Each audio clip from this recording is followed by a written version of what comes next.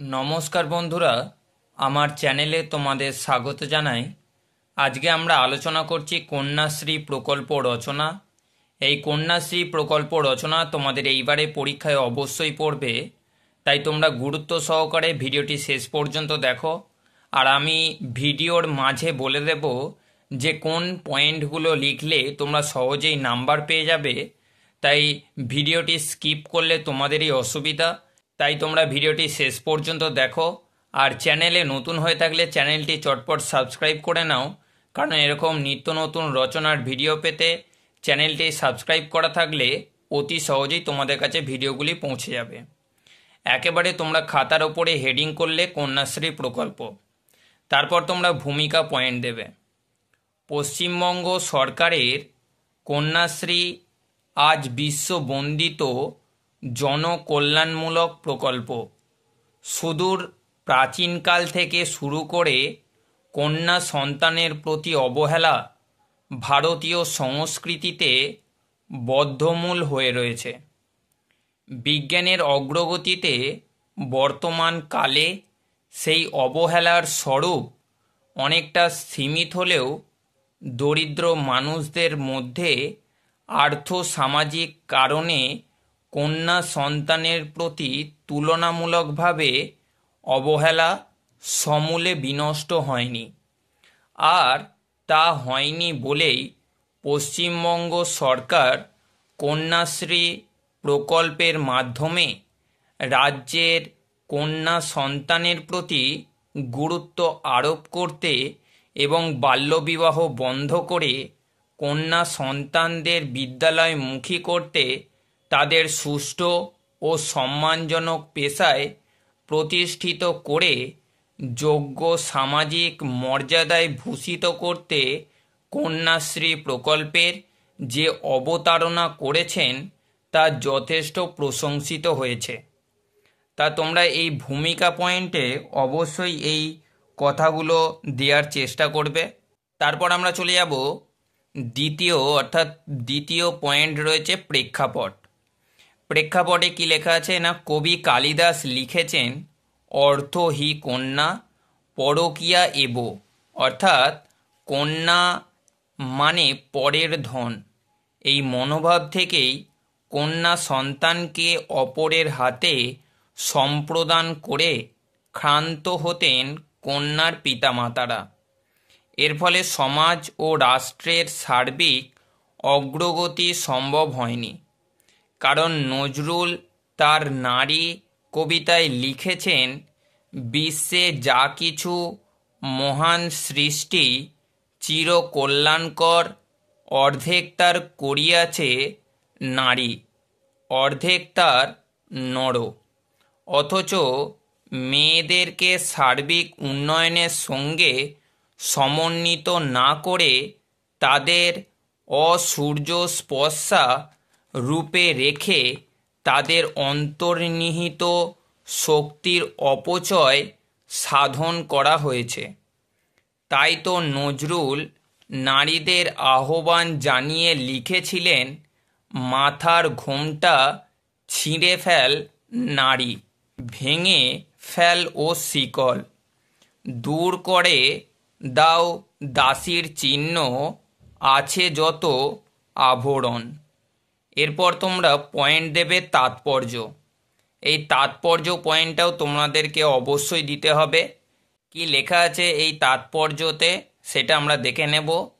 কন্যাশ্রী শব্দটি অত্যন্ত তাৎপর্যপূর্ণ।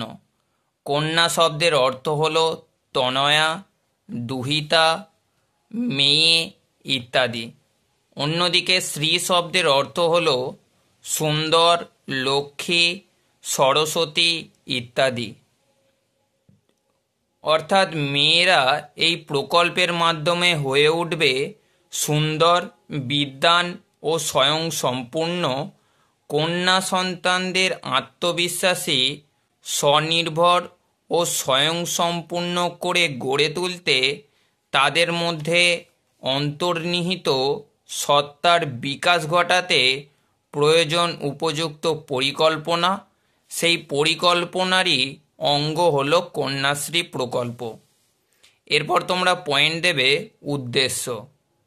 এই প্রকল্পের পরোক্ষ উদ্দেশ্য বহুমুখী হলেও প্রত্যক্ষ উদ্দেশ্য হলো কিন্তু দ্বিবিধ: মেয়েদের বাল্যবিবাহ বন্ধ করা এবং তাদের মেধার বিকাশের জন্য বিদ্যালয়মুখী করা। শুধু তাই নয়, শিক্ষাক্ষেত্রে যে স্কুল ছুট এর সংখ্যা বাড়ছে তার গতিরোধ করাও এই প্রকল্পের উদ্দেশ্য। সর্বোপরি সমাজের সর্বাঙ্গীন অগ্রগতিতে মেয়েদেরকে সামিল করতে ও সামাজিক স্থিতিশীলতা এবং ভারসাম্য বজায় রাখতে এই প্রকল্পের জুড়ি মেলা ভার। এরপর তোমরা পয়েন্ট দেবে লক্ষ্য। তা কন্যাশ্রী প্রকল্প রচনাটি খুব বড় হলেও তোমরা যদি এই রচনাটি হুবহু বা এই রচনাটি যদি লেখো তাহলে অবশ্যই তোমাদেরকে স্যার ফুল মার্কস দেবেই। তাই তোমরা ভিডিওটি শেষ পর্যন্ত দেখো। তাহলে তোমরা কি পয়েন্ট দিলে? লক্ষ্য। এই প্রকল্পের লক্ষ্যমাত্রা পূরণের জন্য দুটি দিককে সামলে রাখা হয়েছে। অষ্টম থেকে দ্বাদশ শ্রেণী পর্যন্ত পাঠরতা ছাত্রীদের যাদের বয়স 13 থেকে 18-র মধ্যে তাদেরকে বছরে 500 টাকা অনুদান দেয়া হবে। যাদের বয়স 18 থেকে 19 বছর তাদেরকে এককালীন 25,000 টাকা দেওয়া হবে। বাৎসরিক 500 টাকা অনুদান দেওয়ার জন্য প্রতি বছরে 18 লক্ষ মেয়েদেরকে এই প্রকল্পের সামিল করানো হবে। অন্যদিকে এককালীন অনুদানের জন্য 3.5 লক্ষ ছাত্রীদের জন্য লক্ষ্যমাত্রা ধার্য করা হয়েছে। তবে যারা এই সুবিধা পাবে তাদের পিতা বা অভিভাবকের আয় বছরে 1,20,000 টাকার বেশি হবে না এবং কন্যা সন্তানটিকে কোনো শিক্ষা প্রতিষ্ঠানের ছাত্রী হতে হবে।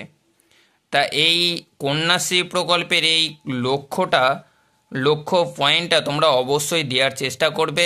এরপর তোমরা পয়েন্ট দেবে সুফল। 2007 থেকে 8 সালের হিসাব অনুযায়ী পশ্চিমবঙ্গ বাল্যবিবাহ ক্ষেত্রে পঞ্চম। কন্যা সন্তানের অপরিণত বয়সে বিবাহ দেওয়ার শিশু মৃত্যু, অপুষ্টি প্রভৃতির শিকার হতো। তাছাড়া বিয়ের নাম করে অল্প বয়সী মেয়েদের পাচার হয়ে যাওয়ার হাত থেকে উদ্ধার পেতে এই প্রকল্প গুরুত্বপূর্ণ।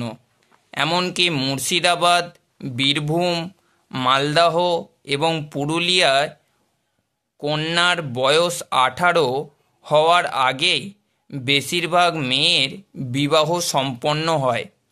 এই প্রকল্প সেই বাল্যবিবাহের হারকে কমিয়ে দিতে যে পারবে সে বিষয়ে সন্দেহ নেই।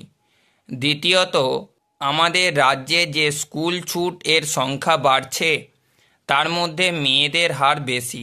এই প্রকল্পে সেই স্কুল ছুটের প্রবণতার হার কমাতে পারবে। তৃতীয়ত, কন্যা ভ্রূণ হত্যা, কন্যা সন্তানের প্রতি অবহেলা তথা বিভেদ সৃষ্টিও এই প্রকল্পের মাধ্যমে অনেকটা স্থিমিত হবে। চতুর্থত, 18 বছরের ঊর্ধ্বে মেয়েদের বিয়ে সুনিশ্চিত করতে পারলে মা ও শিশুদের স্বাস্থ্য ও পুষ্টির ক্ষেত্রে কিছু উল্লেখযোগ্য পরিবর্তন সম্ভব হবে। পঞ্চমত, মেয়েদের পড়াশোনা চালিয়ে যেতে তথা উচ্চশিক্ষায় সাহায্য করতে এই প্রকল্প যথেষ্ট গুরুত্বপূর্ণ। বর্তমানে স্কুল কলেজে মেয়েদের সংখ্যা বৃদ্ধি পেয়েছে। এরপর তোমরা পয়েন্ট দেবে নিদর্শন। ইতিমধ্যে কন্যাশ্রী প্রকল্পকে কেন্দ্র করে কন্যাশ্রী সংঘ গঠিত হয়েছে। জেলায় জেলায় যার দ্বারা দুদিক দিয়ে দৃষ্টান্ত স্থাপিত হয়েছে। পশ্চিমবঙ্গে এর দ্বারা বহু মেয়ে খেলাধুলায় স্বনির্ভর ক্ষেত্রে আত্মবিশ্বাসী হয়ে কৃতিত্বের স্বাক্ষর রেখেছে। 24 পরগনা, পুরুলিয়া ও মুর্শিদাবাদ জেলায় বেশ কিছু বাল্যবিবাহ রুখে দিতে পেরেছে।